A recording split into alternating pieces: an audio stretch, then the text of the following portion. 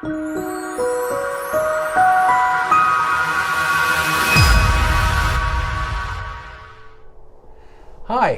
I'm Wally Taylor. I'm the medical director of Texas Integrative Medicine in Austin, and I'm also the entrepreneur who's launching a new enterprise, Vibrant Nourished Life, which is an educational organization designed to provide people information on the degrading and global environment that we find ourselves in and how to protect yourself from it. So today we're bringing you a special interview with Tim Taylor from Toolman Mold Inspections. But what we find is that in my practice here in Austin, we see a lot of people that have problems related to mold toxins or exposure to indoor mold. And unfortunately, some of this isn't very well covered by insurance, and it can get pretty expensive, the assessment of it and then being able to treat it. So Tim, I'd like to let you introduce yourself. Thanks, Dad. My name is Tim Taylor, and I'm the founder and CEO of Toolman Mold Inspections. So how I got into the mold business is in early 2016. My dad was seeing a lot of his patients that had a lot of mold issues, and so that was really one of my first forays into understanding the relevance of the mold issues that are out there. And with Dr. Taylor here at Texas Integrative, having so many cases of mold-related illness, I kind of started looking into this whole industry and realized that it was very interesting, this mold stuff, but very serious and a lot of cases out there where people are dealing with mold issues. And they need help, and they need direction and guidance, and just a real area that I could be of service to people and help get people feeling more healthy. So today what we want to do is provide some information that could be helpful to y'all. First of all, let me just say that a lot of the symptoms of mold illness overlap many of the other symptoms of chronic illness that's associated with other environmental toxins. For example, some of the symptoms that you might see with infections like with Lyme disease or with chemical exposure or electromagnetic frequency exposure. But probably the number one symptom that we see is really bad chronic fatigue. We also see problems with lots of brain fog, which is a group of cognitive symptoms like memory loss, word finding problems, confusion, sometimes just difficulty with numbers or with handwriting. We also see lots of mood symptoms related to mold exposure, lots of anxiety and depression and insomnia, very common to see. And then a whole host of aches and pains, joint pains, muscle pains, headaches, migraines. We see problems with the digestive system, including what's been described as irritable bowel syndrome, but it's bloating, constipation, diarrhea, nausea, sometimes loss of appetite. These are the symptoms that we often see with mold toxins, and again, it overlaps many of these other toxic illnesses. But what typically happens is that people are sick and they suspect it's from their home. And when that's the case, they want to know, am I sick from mold, and how can I find out? So one of the first questions I'm going to ask you, Tim, is people will tell me, so I don't see any moisture in my home. Does that mean I don't have mold in my home? And how would you answer that? Well, I would say yes, first of all, that you can still have mold in your home even if there isn't moisture. So, most of us live in either houses, apartments, what have you, that we weren't the first owners of. I mean, our house was built in the mid-90s and we moved in 2015 or so.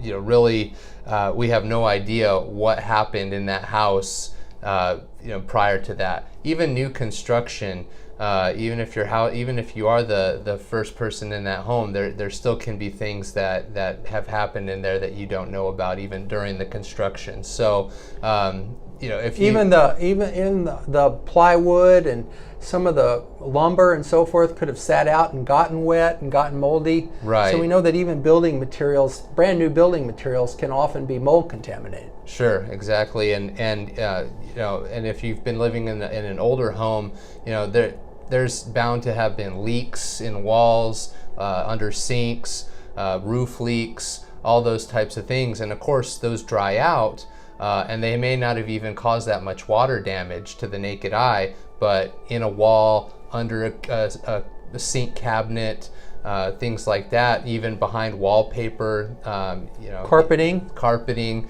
you know, all that stuff dries out. But mold, if it has grown, it's not just going to go away just because the area is dry.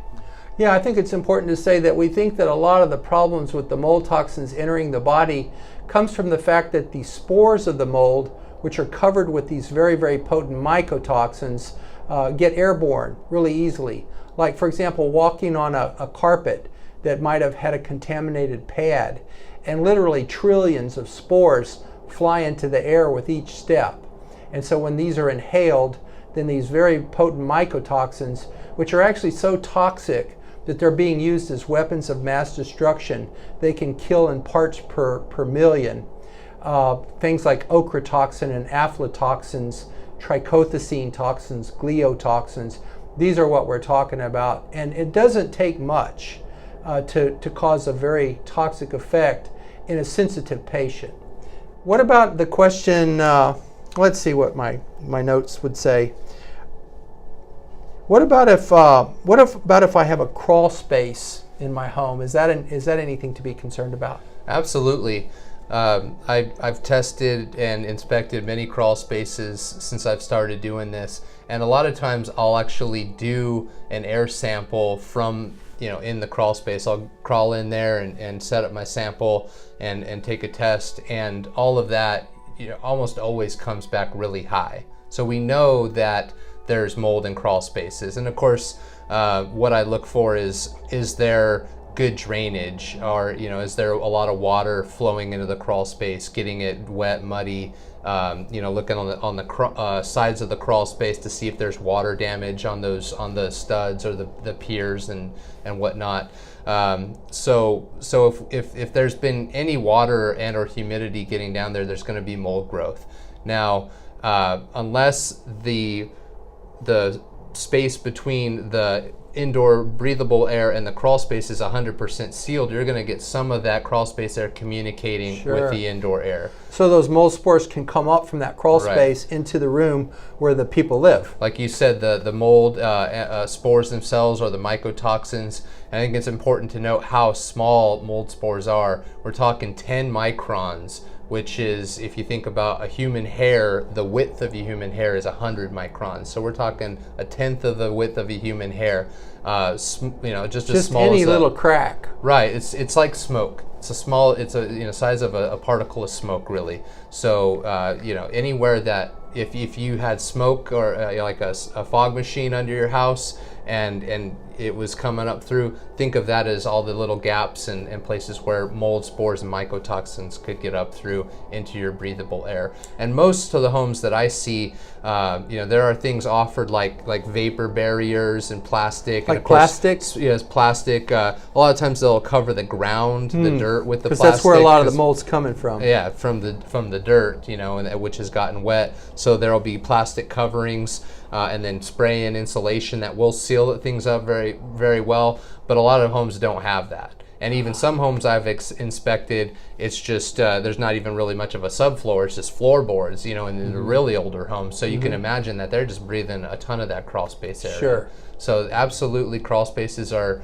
something that need to be looked now at. What about attics? You have to have roof leaks in order for there to be issues with mold growth or high humidity. Can't there be roof leaks in the roof to the attic that might not have even ever been seen in the house itself? Right, yeah, and that's something that we look for too, is where you don't have that stain on the ceiling or on the wall, but there's you know, that leak happened nonetheless and it caused some mold growth. And then same thing there, some of that attic air is going to be able to communicate with your indoor breathable air. We've all got big hatches where the stairs come down for us to go into the attic, and different canned lights where there's been a big hole cut in the sheetrock for a canned light to go up into, and plenty of places for that attic What air about to the get role down. of the AC unit that might be in the attic?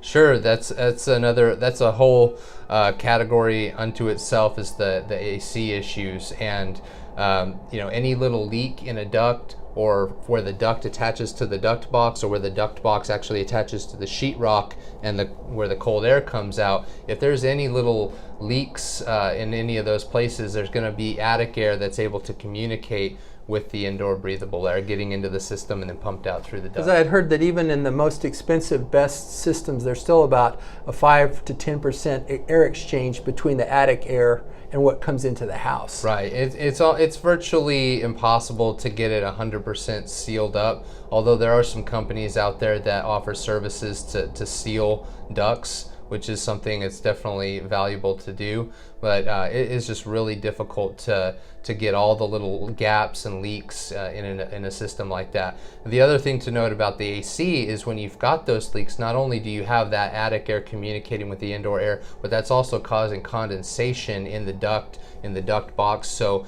you've seen AC ducts where there's mold growing on the register, which is the covering of the duct. Or even in the wall right around. Even in that sheetrock around it, it's got that little ring of mold.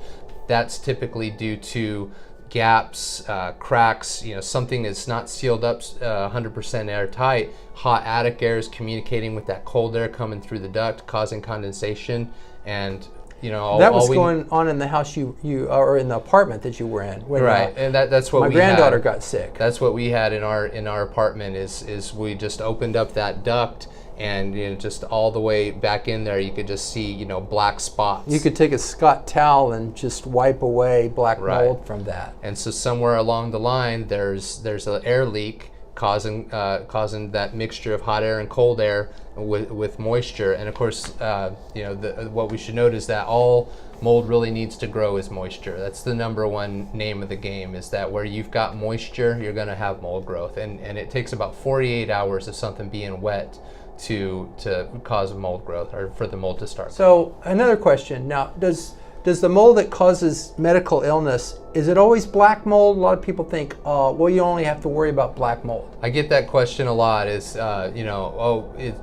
is this the bad mold or is it the black mold? And if it's the black mold, is that the only one I need to be concerned about? And the answer is no. You need to be concerned about any type of mold. Really, there's several different molds that grow indoors. The three that we typically look for are Aspergillus, Penicillium, which are very closely related, indistinguishable on the lab test that we do. So we just Aspergillus/Penicillium. Chaetomium is another one, and Stachybotrys. Now, the black mold people refer to, that's typically Stachybotrys because it is really dark. Some people call it stacky. Stacky, but it's a very thick, heavy mold, and the spores are heavy. But the toxin given off by Stachybotrys, called trichothecene, is one of the most toxic of all the mold toxins. Yeah. But we know that there's multiple species of mold that do give off these mold toxins, and I have a test in my office that measures urinary mycotoxins. We actually measure about 11 of them in our patients' urine samples, which gives us indication. And that would almost be a question from me to you, is that do you see more issues with black mold or Stachybotrys, or do you see more issues with other types of molds? Well, it's probably not as common to see the Stachybotrys, right? But when it's there, it's bad. But I would say a lot more common for us to see Aspergillus penicillium. So there you go. Yeah, those are the two more common ones that we see. Yeah, so the black mold isn't even really causing the majority of the problems out there. Yeah, and I really, would agree. And that's not the Aspergillus penicillium would be the most common one that I see, because it takes less water, less moisture for that to grow. The Stachy or the black mold, the reason I think it's so talked about is because it needs high moisture to grow. So if you have a really bad leak, really bad moisture intrusion where an area is staying wet for a long time, that's when you're going to get that Stachybotrys, because it really needs to be wet for several days. Aspergillus, like I said, that 48 hours, if it's just a little bit wet, it'll start to grow. So we just see it more often, and it can be just as toxic for mold-sensitive individuals as the Stachy or the Chaetomium or some of the other ones. Yeah, the ochre toxin is one of the more common mold toxins that we see in people that have been around Aspergillus and Penicillium. So here's another question. What about the patient or the folks that say, you know, I don't smell mold? Right. Does that mean there can't be any mold if I don't smell it? No, there can definitely still be mold there. Most of the time when I'm on the job and I'm finding mold, visible mold, or I'm doing tests, I'm not really smelling it. The only time I can smell it is when there's, you know, it's something still wet, still musty, which makes it easy to find, but you know, that's not. I would say if it gets to that point where you actually are smelling mildew or mustiness, then you've almost certainly got a problem in that situation. Sure, yeah. The question at that point is not do I have mold, it's where is it and what do I do about it, which is where I come in. Yeah. So let's see, what else can we tell people that might give them some ideas, some quick wins? Sure. I mean, the thing that I wanted to let people know about is just to be alert. You know, if you see water in your home where it's not supposed to be, don't ignore it. I think we all have a tendency to maybe see something's a little bit damp or wet, and you know, we just kind of want to, like, you know, sweep it under the rug a little bit. You know, the best thing that you can do is get ahead of the problem. So if you see the carpet that's a little bit damp, or a floorboard that's a little bit wet, or if you open your sink cabinet and you're noticing a little drip, or that the bottom of your cabinet's a little bit wet, you know, go ahead and get the plumber out there, or you know, if you're a handyman yourself and you can figure out what the leak is, you know, get on that right away. Could just be the tip of the iceberg. Right, you know, and the first thing you've got to do is stop the bleeding and stop the moisture. So definitely don't waste any time in stopping the moisture and figuring out where the moisture is. And the other thing is we got to get it dried up really quickly. So if that means drilling holes in sheetrock to let that wall dry out, or maybe, you know, cutting the bottom of a cabinet out, or drilling some holes in the bottom of a cabinet so that the cavity underneath that can dry out, or you know, even pulling that carpet up or getting rid of that carpet. What about the role of just increased moisture, humidity in an environment can do to cause mold growth? Because we didn't mention that. Yeah, so humidity is a huge issue, especially here in Texas where it's so humid. Humidity over 60% will actually cause mold growth. So when I go into a home, and it happens in closets, walk-in closets, or places that are kind of at the extremities of the home where they don't, maybe the air conditioning, the circulation isn't good enough. I mean, just on the walls, I'll just see mold growing, or maybe a little on the ceiling. Or a steam sauna, or right, yeah, in the sauna. You know, the person will have like some nice leather boots, and mold loves to grow on that leather. So if it's too humid, you know, you'll see those spots starting on those boots or something. And that's over 60%. So we absolutely have to keep the mold or the humidity under 60. But even over 50%, you know, the humidity in the air it's just more of a haven for dust mites, allergens, and mold itself. So when the air is typically over 50% humidity, if people are sensitive to those things, they can start having breathing issues and other sensitivities to that. So my rule of thumb is under 50%, and that really has to be an HVAC person, and kind of sizing the unit and making sure that it's running efficiently enough. We talked about air leaks in the system. That will all contribute to that humidity. And sometimes you need to bring in the dehumidifiers just to help with that, to keep it nice and dry. If you're in a real humid environment, for sure. Right. Yeah. So what about the role of air purifiers if you've got a moldy environment, even while you're trying to get rid of any source?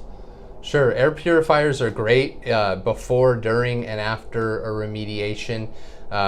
You know, there's different ones out there. I like Austin Air; they're a really good brand. and different filters. There's HEPA filters. Some of them have charcoal filters that will even filter out some of the chemicals in the air and whatnot. Because the molds can give off chemicals right, too. Yeah. So in addition to the mold toxins. Right. So definitely all air purifiers aren't created equal, but they all help. I think, as long as they're circulating air and they at least have a HEPA filter. Yeah, HEPA. HEPA. And so during the remediation process, I know we had some Austin-Airs in our home just during the remediation that we had, and that just really helped with the dust, not alone, but not to mention all the different molds that they were finding, and they were feeling better. Your family was feeling better. Yeah, absolutely, and just breathing easier and less respiratory issues, and then of course just under normal circumstances, with all the molds in the air naturally, they just help keep that air nice and breathable, because really you want your home to be a haven. You want your indoor air to be cleaner than the outdoor air. You want to be able to get out of that, especially in Austin here, we've got the cedar and we've got all these other molds that are in the air naturally. Chemicals, exhaust, and so forth. Like you said, Aspergillus penicillium is one that's commonly in the outdoor air, Cladosporium, some of those, and not to mention all the environmental pollutants. So you really want to be able to come inside and your house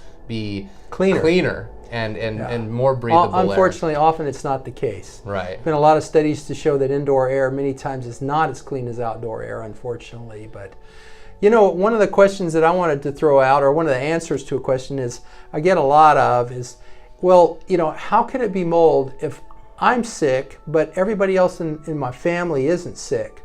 And I'm sure you see that occasionally. Sure. But the answer to that has to do with the fact that not everyone is necessarily as sensitive to mold toxins. I think actually if there's enough mold toxins that everyone would eventually become ill. But the point is that some people are exquisitely sensitive, and the genetics on that suggests that it's about 1 out of 4 people. But even within the same family, you can have some individuals that are highly sensitive and others that are not. And that's true in a workplace. I mean, there might be 1 or 2 or 3 people in a group that's very, very affected, and many of the other people, the other 75% of the people, may be much less affected. So again, that doesn't mean it's not mycotoxins. It doesn't mean it's not still one of the biggest causative problems of the symptoms that you might be experiencing. Yeah. Would you like to make any last comments? So the other thing I wanted to mention is, like we talked about the cost associated with mold inspection and mold remediation. It's definitely can add up. So if like I mentioned with the moisture, you definitely get ahead of that. Now, if you see visible mold and it's just obvious, if you've got mold growing on a wall, or you open those cabinet doors and there's just mold in there, seal it up with plastic. Go to the hardware store and get some of that thick mill plastic sheeting, cut it out, and then with painter's tape, you can just seal off that area. That's really going to help contain the mold until you're able to get somebody like me out there. Or if it's in a room, you can try to close that room off. Yeah, at the very least, close the room off and try to stay out of that area. Now in Texas, as a mold inspector, you don't get actually involved in the remediation. So yeah, in Texas, we are one of the more regulated states. And there are some checks and balances there, so that the mold assessor is a separate entity from the mold remediator. So different companies could do both, but never on the same job. A mold inspector needs to come in, assess the situation, decide what needs to be done, and then we actually write up what's called a protocol for the remediator to use, and that's basically just a scope of work document that says here's what needs to be done, no more, no less, to take care of the issue. So it's just, and then you'll come in behind sometimes and do a post-remediation checkup. Yeah, if licensed remediators get involved, we always do what's called clearance testing, which is after they've removed all the mold and mold-affected materials and water-damaged materials. We'll go in there and do a visual inspection and do an air sample in each area to make sure that the mold levels are where they need to be. So why don't you mention your website and your phone? Sure. So toolmanmold.com is my website. 512-766-2180 is my phone number to schedule an appointment. and we'd be more than happy to come out and do an inspection for you and help you figure out what needs to happen with your mold issues. If after viewing the video or doing a little research, if you have additional questions or comments, please attach them below, and we'll be happy to try to address those in some upcoming videos and communications with you. I hope it's been helpful for you to understand a little bit more about the risks and the dangers of indoor mold and what should you be thinking about. If you have found this video helpful, I'd ask that you consider to subscribe to the YouTube channel or share it with your friends and family. And we just hope that this will be helpful to you to keep your family safe and healthy, and have a blessed day.